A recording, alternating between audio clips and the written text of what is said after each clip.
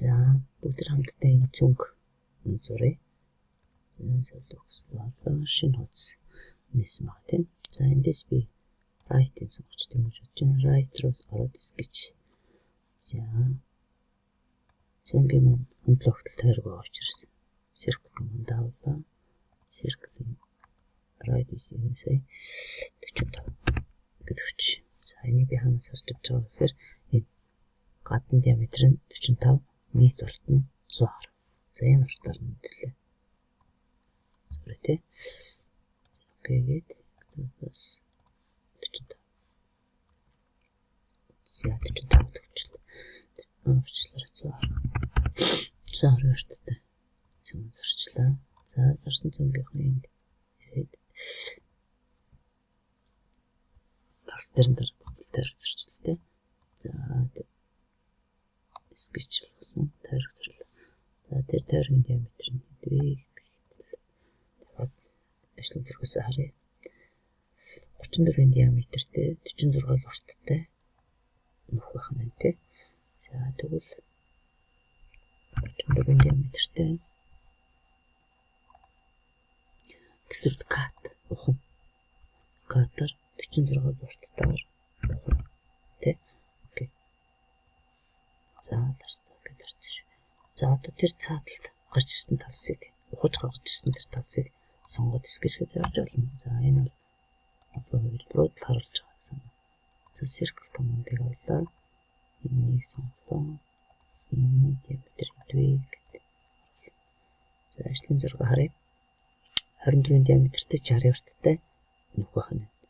24-ийн диаметртэй 60 урттай. За энэ хэмжээг 24-ийн диаметртэй feature зэслэрлээ. Extrude cut авлаа. Энд 60 урттай. Окей тий. 60 урттай. За ингээм хоёр шаталсан нөхөс. За одоо гадна талаас нь жижиглэн саяны дээр торц дээр ч сонгож болно эсвэл за энэ дээр sketch үсгэжлээ. Тойрог circle command авлаа. Авсан тойргоос дураар үзтээ тойрогтлаа. За ингэж энийг сонгоод энэ 18 диаметртэйсэн байна. 18 диаметртэй энэ нөхөйг ирж байгаа. Энэ жижиг нөхөйг ирж байгаа. 5 диаметртэй нэвт нөх. За нэвт нөх.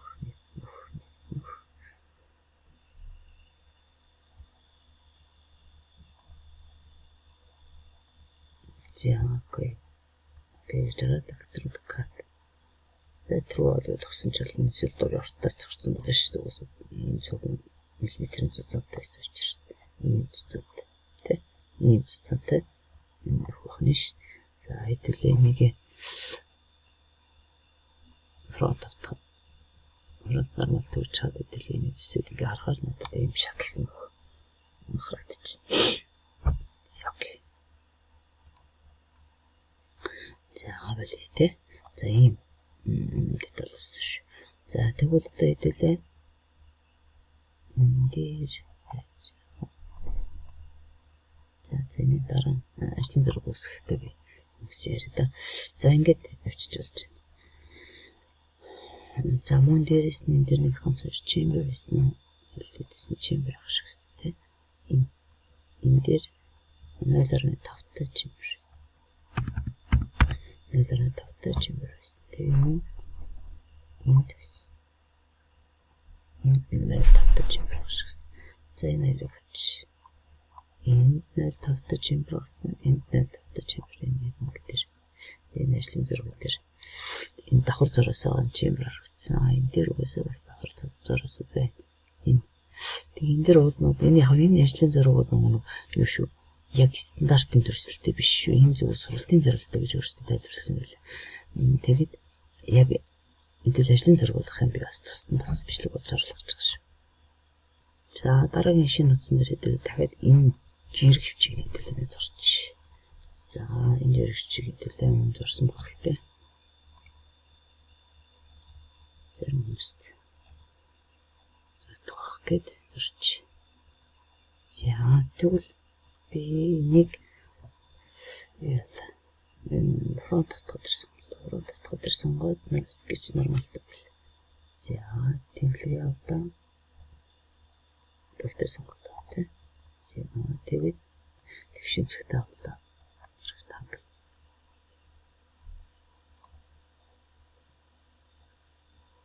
Энэ сонгосч болж байна. За ингээд энэ тэгшин цэгтэй өрөөний хийдэл 10 гэж тавьчих. За 10 гэж bijсэн учраас тэр 10 гэдгийг авчих шүү. За энд энэ зузаан жир хөвчин зузаан 10. Тэгээд дээрэс нь юу ийсэн? Диаметрүүд нь 45 60.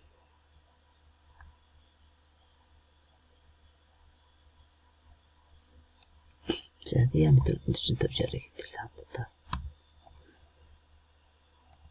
Энэ одоо жилийн доктор нөхнийх нь ирмэг шүү дээ. Тойргийн радиусаар нь бүтнээр нь хөдөлгөөг гэвэл 45. За гадна талын цилиндрийн гадна талын диаметр хэмжээг өгөхийн тулд гадна талын сонголоо юм. За энэ дээр бол 50 болж байгаа. За ийм болцсон. За одоо хэдүүл яах вэ гэхээр эскэрч команд байлж болно. За энийг хоёр цэгийг сонголоо. Энэ хоёр цэгийг сонгоод хэдүүлээ нэг юм босоо шугам дээр гэдэгчл өөрөөр би ингээд бэхэлчлээ гэсэгтэй энэ чиг дээр бэхэлчлээ гэсэн. Тэгэхээр ингэ харуулчих. За одоо энийг хэдүүлээ хангалттай хийж утсан баг. Орилууд босоор дэлж иргэ гараад ирсэн. За тэгвэл хэдүүлээ энэ чембер хийчихсэн. Энэ нэрмэг хоёр хоёлаа хийдэх хараад. Нэс тавьчихсан гэж байна. Гадна л даваас дотор талтай дөрвөлд нөө. За тэр юм шиг. Энэ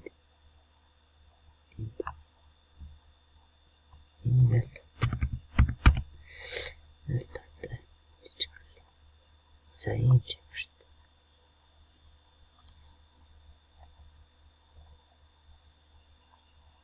За дээр хэлээ.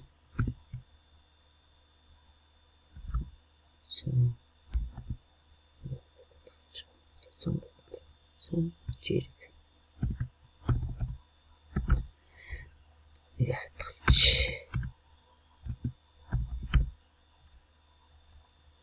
За энэ хэрэг хамт татгалцсан шүү.